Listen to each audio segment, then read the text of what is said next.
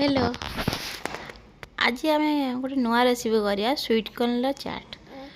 Fast गोटे sweet corn नवा सब चोपा छोड़े देकी दी फाड़ कर देकी आम प्रेसर गोटे सीटी मारिया 4टा सीटी मारिया। सीटी मार सारा पर काढ़ा ठंडा हो गला पर आम काटिया सब काटी सारा पर कॉर्नफ्लोर दबा। कॉर्नफ्लोर दे सारा पर टिके लुण दबा। तापर लुण दे सारा पर जीरा गुंड दबा। जीरा गुंड देके ताको गोले दबा। जीरा गुंड देके आम एयर फ्रायर हो ताको बसेबा। आम एयर फ्रायर बस आपन चाहिए छाणी पारे बेसी टे ऑयल दरकार छाणिले हेल्थ पाई एयर फ्रायर में बसौचे हेल्दी आम करने हेल्दी रेसिपी तो आप छाणिले भी बहुत टेस्ट लगे छाणी कले तेल भी छाणी मु एयर फ्रायर बसई एयर फ्रायर बसई सारा पर तेल टिके दे देइछि। बहुत कम तेल क्वांटिटी तेल देइछि। आपण चाहिए छाणी पारे छाणिले बहुत टेस्ट लगे।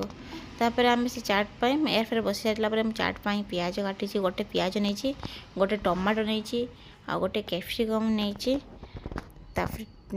पियाज काटिदेली टमाटो काटिदेची गोटे कैप्सिकम भी काटी आउ लंका कंचा लंका 2टा नहीं धनिया पत्र टिके नहीं तापर आम गोटे कड़ाई नवा सेटे आम बटर नवा।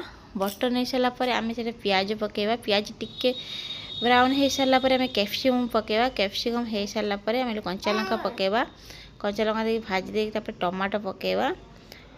तो भल से भाजी गला पर देखिए टिके सीझी आसो सीझी आसला पर भाजी गला पर आम जो स्वीट कॉर्न टाक आम कर एयर फ्रायर बसई सेटा हो साराने हो सारा पर आम ताको कड़ाई दबा। कड़ाई टिके भाजी दबा। मु बहुत कम तेल ऑयल कर एयर फ्रायर पे आपड़ चाहिए एयर कड़ाई कर काट सारा पर गोटे बाउल को कैच मसला दबा।